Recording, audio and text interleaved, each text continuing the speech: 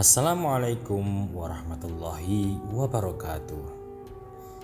Anak-anakku sekalian, berjumpa lagi di video pembelajaran Sejarah Kebudayaan Islam kelas 7 bab 3 tentang ilmuwan dinasti Umayyah.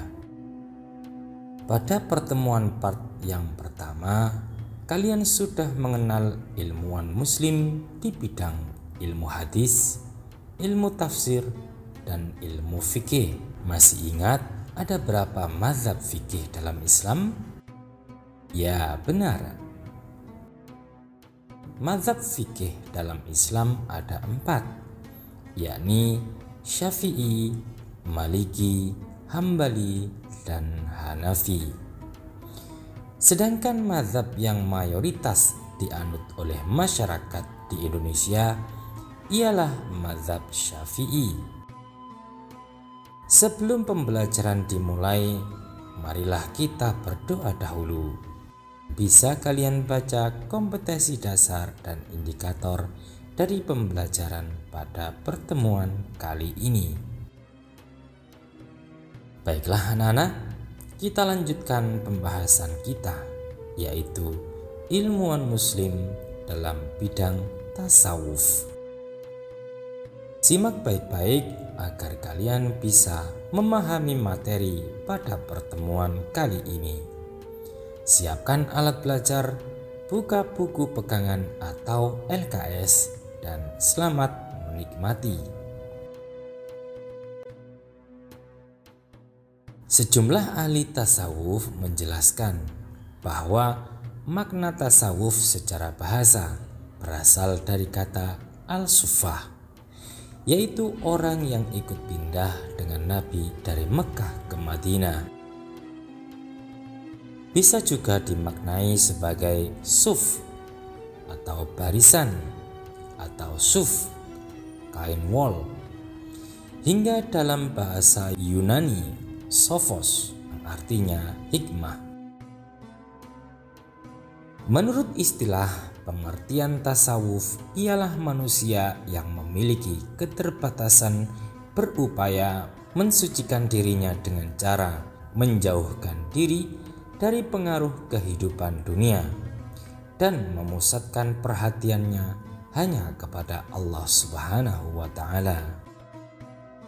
Sehingga bisa ditarik kesimpulan bahwa tasawuf adalah upaya dalam melatih jiwa dengan berbagai kegiatan yang dapat membebaskan dirinya dari pengaruh dunia. Tokoh-tokoh sufi yang hidup di masa Daulah Umayyah yang akan kita bahas kali ini adalah Rabi'ah al-Adawiyah.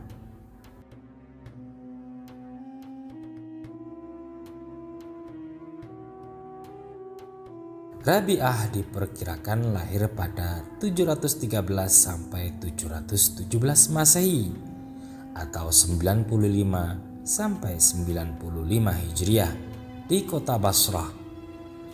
Ia adalah ibu dari para sufi besar setelahnya. Pandangan-pandangan spiritualnya terus hidup di kalangan sufi selanjutnya. Rabi'ah al-Adawiyah memiliki nama lengkap Ummu al-Khair bin Ismail al-Adawiyah al-Qasiyah. Rabi'ah al-Adawiyah adalah salah satu dari ulama sufi perempuan yang sangat disegani dalam sejarah peradaban Islam. Pemikiran serta laku spiritualnya terus dikaji sampai sekarang. Berbagai macam kisah hidupnya pun sudah banyak dikupas serta ditulis dalam banyak buku, termasuk soal ajaran cinta atau mahabbah. Selain Jalaluddin Rumi, Rabi'ah al-Adawiyah adalah seorang sufi yang mengusung mazhab cinta. Cintanya kepada Allah Subhanahu wa Ta'ala begitu dalam dan kuat, sehingga ia tak mampu mencintai yang lainnya karena cintanya hanya untuk Allah Subhanahu wa Ta'ala. Rabi'ah menyembah Allah Subhanahu wa Ta'ala dengan dasar cinta atau hub, bukan karena takut atau harap atau roja dan khauf sebagaimana kebanyakan orang. Karena saking cintanya kepada Allah Subhanahu wa Ta'ala, Rabi'ah pernah berujar bahwa ia tidak mendambakan surga serta tidak takut kalau dimasukkan neraka. Rabi'ah dikenal sebagai hamba yang sangat patuh serta taat kepada Allah Subhanahu wa Ta'ala. Bahkan setiap hembusan nafasnya selalu diiringi dengan zikir kepada Allah Subhanahu wa Ta'ala. Dalam urusan beribadah kepada Allah Subhanahu wa Ta'ala, ia adalah orang yang sangat istiqamah. Ketaatan yang begitu tinggi kepada Allah membuatnya dikenal sebagai waliullah atau wali Allah. Diceritakan sewaktu bayi Rabi'ah lahir malam hari, di rumahnya sama sekali tidak ada minyak sebagai bahan untuk penerangan, termasuk kain pembungkus untuk bayi Rabi'ah. Karena tak ada alat penerangan, ibunya lalu meminta sang suami Ismail untuk mencari minyak di rumah tetangga. Namun karena suaminya terlanjur berjanji untuk tidak meminta bantuan pada sesama manusia kecuali pada Tuhan, Ismail pun terpaksa pulang dengan tangan hampa. Saat Ismail tertidur untuk menunggui putri keempatnya yang baru lahir tersebut, ia kemudian bermimpi didatangi oleh Nabi Muhammad SAW dan beliau bersabda, "Janganlah bersedih hati, sebab anak perempuanmu yang baru lahir ini adalah seorang suci yang agung, yang pengaruhnya akan dianut oleh 7.000 umatku."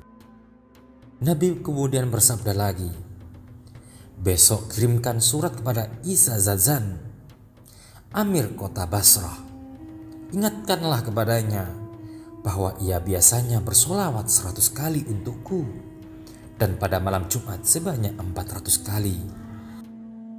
Tetapi malam Jumat ini ia melupakanku dan sebagai hukumannya ia harus membayar denda kepadamu sebanyak 400 dinar."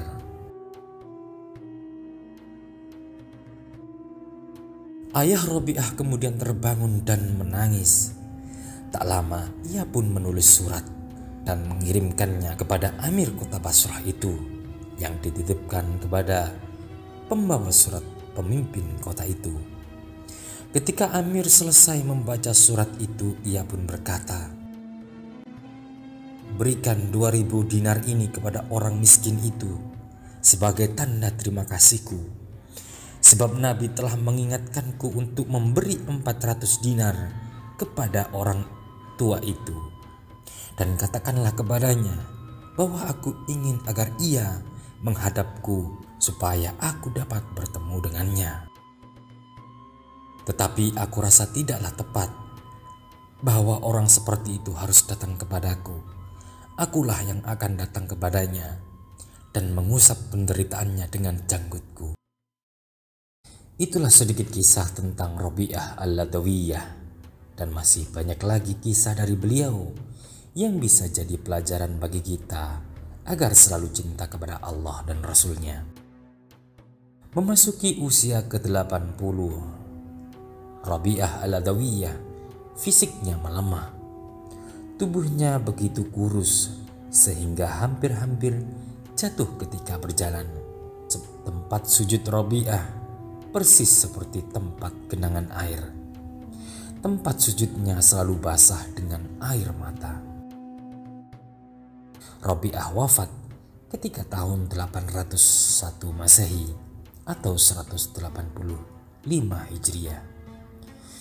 Beliau wafat pada usia 83 tahun.